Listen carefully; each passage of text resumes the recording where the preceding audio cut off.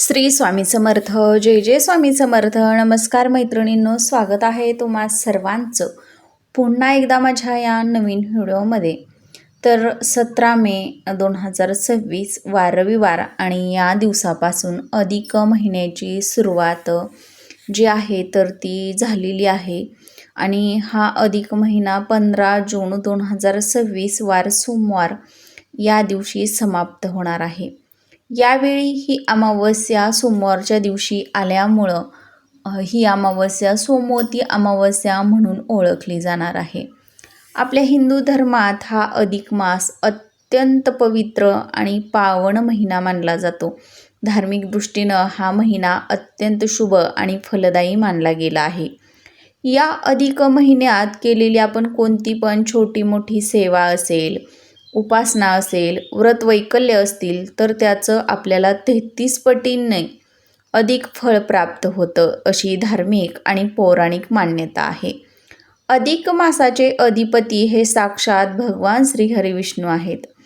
अधिक मास हा धोंड्याचा महिना, धोंडा, पुरुषोत्तम मास, मलमास, खरमास या नावांनी सुद्धा ओळखला जातो. आणि हा महिना भगवान विष्णूंना समर्पित असल्यामुळं आपल्याला त्यांची होता होईल एवढी सेवा उपासना या अधिक मासात करायची असते.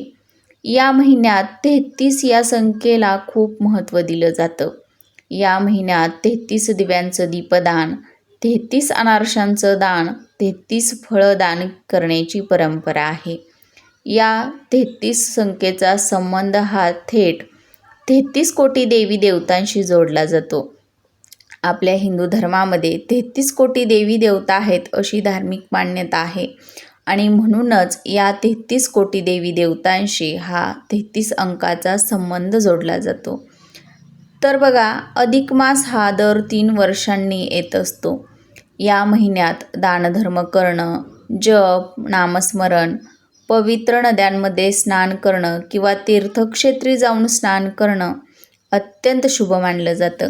आणि त्यामुळेच बरेच लोक या अधिक महिन्यात पंढरपूरला जाऊन चंद्रभागेमध्ये स्नान करून विठ्ठलाचं दर्शन घेत असतात. आणि अधिक मास हा खूप महत्त्वाचा असल्यामुळं बघा, या महिन्यात भगवान विष्णूंच्या सेवेसोबतच काही उपायसुद्धा जे आहेत तर ते केले जात असतात. आणि हा अधिक मास अवघा 8 दिवसांचा राहिलेला आहे. म्हणजे अधिक मास सुरू होऊन बरेच दिवस झालेले आहेत आणि या अधिक मासातील फक्त 8 दिवस शिल्लक राहिलेले आहेत. आणि 8 दिवसांनी अधिक मास हा संपणार आहे आणि ज्येष्ठ महिना जो आहे तर तो सुरू होणार आहे. त्यामुळं हा अधिक मास संपण्यापूर्वीच आपल्याला तुळशी संबंधित एक प्रभावी उपाय करायचा आहे. आपल्याला जेव्हा पण वेळ भेटेल 8 दिवसांमध्ये, त्या दिवसांमध्ये तुम्ही हा उपाय करू शकता किंवा अगदी सोमवती अमावस्येच्या दिवशी जरी हा उपाय केला तरीही चालणार आहे. तर हा प्रभावी उपाय कसा करायचा आहे? आपल्याला तुळशीला ही एक वस्तू अर्पण करायची आहे किंवा तुळशीजवळ ही एक वस्तू ठेवायची आहे. यामुळं आपली प्रत्येक अडचण ही नक्कीच दूर होईल. घरात शत्रुबाधा किंवा शत्रूंचा त्रास असेल, गुप्त शत्रूंचा, तर तो नष्ट होईल. 7 पिढ्यांची इडापिडा, दरिद्रता नष्ट होईल. शत्रू समाप्त होतील. घराची रात्रंदिवस प्रगती होत राहील. घरात लक्ष्मी नांदेल. घराच्या प्रगतीचे दारे आहेत तर ती उघडतील. शत्रुपीडा, नकारात्मक शक्ती नष्ट होईल. असा हा अत्यंत प्रभावशाली उपाय आपल्याला हा अधिक मास संपण्यापूर्वीच करायचा आहे. तर ती कोणती वस्तू असणार आहे, ही सेवा किंवा हा उपाय आपल्याला कसा करायचा आहे याचीच संपूर्ण माहिती मी पुढे व्हिडिओमध्ये देणार आहे. त्यामुळे तुम्ही हा व्हिडिओ कुठेही स्किप न करता शेवटपर्यंत नक्की पहा. चॅनलवरती नवीन आला असाल तर प्लीज चॅनलला सबस्क्राईब करा. चला तर मग अशा नवीन सुंदर व्हिडिओला सुरुवात करूया. तर बघा, हा उपाय करण्यासाठी आपल्याला ज्या पण दिवशी आपण हा उपाय करणार आहोत तर त्या दिवशी आपल्याला लवकर उठायचं आहे, स्वच्छ स्नान करायचं आहे. स्वच्छ स्नान करून झाल्यानंतरनं आपल्याला नित्य देवपूजा जी आहे तर ती करायला घ्यायची आहे. नित्य देवपूजा आपल्याला करून देवघरामध्ये धूप, दीप, अगरबत्ती लावून वातावरण प्रसन्न करून घ्यायचं आहे. आणि नंतरच हा जो उपाय आहे तर तो करायचा आहे. तर हा उपाय करण्यापूर्वीच आपल्याला एका वाटीमध्ये बघा गाईचं जे तूप असतं तर ते आपल्याला घ्यायचं आहे. हा उपाय आपल्याला फक्त 3 वर्षातून एकदाच करता येणार आहे. त्यामुळे आपल्याला हा उपाय करण्यासाठी बघा शुद्ध गाईचं तूप जे आहे तर तेच घ्यायचं आहे. ते आपल्याला मिळालं तर ते घ्या आणि त्यामध्ये आपल्याला 33 लांबवाती ज्या आहेत तर त्या करून त्या तुपामध्ये आपल्याला बुडवून घ्यायच्या आहेत. त्यानंतर अर्धी खोबऱ्याची वाटी, सुकलेलं जे खोबरं असतं बघा तर त्याची अर्धी वाटी जी आहे तर ती आपल्याला घ्यायची आहे. किंवा अगदीच तुमच्याकडे जर आकाराने मोठी अशी पंती असेल तर मोठी अशी पंती घ्यायची आहे. आणि या ज्या 33 वाती ज्या आहेत आपण तुपामध्ये बुडवलेल्या आहेत तर त्याची एक लांबवात करून घ्यायची आहे. म्हणजे 33 वाती एकत्र करून आपल्याला याची एक वात करायची आहे आणि या खोबऱ्याच्या वाटीमध्ये आपल्याला ठेवून घ्यायची आहे. किंवा मातीची जी पंती असते तर त्या पंतीमध्ये ठेवली तरीही चालणार आहे. आणि यानंतर आपल्याला हळदी कुंकू, अक्षदा आणि हा 33 वातींचा जो दिवा तयार केलेला आहे तर तो दिवा आपल्याला घ्यायचा आहे. 1 रुपयाचं एक नाणं घ्यायचं आहे. 2 फुलासहित असणाऱ्या अखंड लवंगा घ्यायच्या आहेत आणि हे सर्व साहित्य घेऊन आपल्याला तुळशीजवळ जायचं आहे. तर बघा हा उपाय आपण संध्याकाळच्या वेळी करायचा आहे. ज्यावेळी आपल्या घरामध्ये माता लक्ष्मीचं आगमन होतं, माता लक्ष्मी आपल्या घरामध्ये प्रवेश करते, म्हणजे ती जी तिन्ही सांजेची वेळ असते बघा. आपल्या जी जुनी लोकं असतात तर ती बघा आपल्याला पूर्वी म्हणजे आपल्याला सांगतात की तिन्ही सांजेच्या वेळी आपल्या घरामध्ये आपण झाडू मारू नये, केस विंचरू नयेत किंवा बघा तुळशीला स्पर्श करू नये. अशा काही ज्या गोष्टी आहेत तर ती आपली जुनी लोकं आपल्याला सांगताना बघा आपल्याला बऱ्याच वेळा ऐकायला मिळतं. तर ती जी वेळ असते तर ती आपल्या घरामध्ये लक्ष्मी येण्याची वेळ असते आणि ज्यावेळी आपण आपल्या घरामध्ये झाडू मारतो म्हणजेच आपण आपल्या घरातून लक्ष्मी जी आहे तर ती बाहेर काढल्यासारखं होतं. म्हणून आपल्याला तिन्ही सांजेला आपल्या घरामध्ये चुकूनही झाडू म्हणजे झाडून घ्यायचं नाही किंवा झाडू आपल्या घरामध्ये मारायचा नाही. तर आपल्याला त्यावेळी हा उपाय करायचा आहे. आता हे सर्व साहित्य घेऊन आपल्याला तुळशीजवळ जायचं आहे. तर सकाळी आपल्याला तुळशीला पाणी अर्पण करायचं आहे, विधिवत तुळशीची पूजा करून घ्यायची आहे आणि नंतर संध्याकाळी हा उपाय करायचा आहे. तुळशीजवळ गेल्यानंतर आपल्याला हा 33 वातींचा जो दिवा आहे तर तो तुळशीजवळ प्रज्वलित करायचा आहे. तुळशीला हळदी कुंकू, अक्षदा आणि फुलं व्हायची आहेत. दोन्ही हात जोडून आपल्याला तुळशीला नमस्कार करायचा आहे. तुळशीला आपल्याला 33 या संख्येमध्ये प्रदक्षिणा घालायच्या आहेत.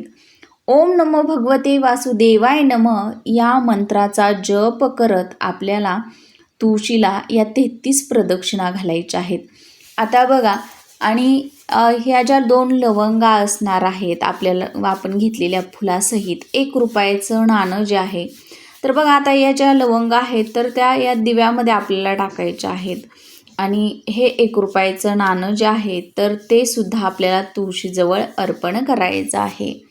आता तुळशीला 33 प्रदक्षिणा घालून घ्यायच्या आहेत. दोन्ही हात जोडून आपल्याला आपली जी पण इच्छा आहे तर ती म्हणजे बघा पूर्ण करण्यासाठी आपल्याला शत्रुबाधा असेल, गुप्त शत्रूंचा काही त्रास असेल, कोणी आपल्या घराला दोष लावलेले असतील, आपल्या घरातील लक्ष्मी बांधून ठेवलेली असेल तर ती म्हणजे बघा बांधून ठेवलेली लक्ष्मी ती म्हणजे आपल्या घरामध्ये येण्यासाठी, आपल्या घरातील व्यक्तींची प्रगती होण्यासाठी, आपल्या घरामध्ये ज्या पण अडचणी आहेत तर त्या दूर करण्यासाठी आपल्याला मनोमन प्रार्थना करायची आहे. आणि असं 33 दिव्यांचं जे दान आहे म्हणजेच 33 वाती आपल्याला तुळशीसमोर जाळायच्या आहेत.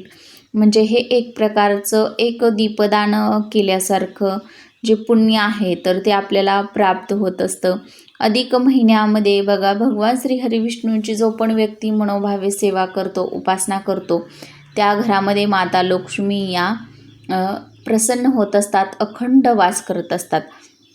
आता जोपर्यंत हा दिवा जळत आहे तोपर्यंत आपल्याला हा दिवा जळू द्यायचा आहे आणि दिवा विझल्यानंतरनं किंवा दुसऱ्या दिवशी या दिव्यामधील वाती आणि लवंगा आणि ही जी खोबऱ्याची वाटी आहे तर ती आपल्याला निर्माल्यामध्ये टाकून द्यायचे आहे. आणि जे 1 रुपयाचं नाणं जे आपण ठेवलेलं आहे तर ते 1 रुपयाचं नाणं हे तुळशीच्या खोडाजवळ आपल्याला थोडासा खड्डा घेऊन त्या मातीमध्ये आपल्याला हे 1 रुपयाचं नाणं जे आहे तर ते पुरून टाकायचं आहे.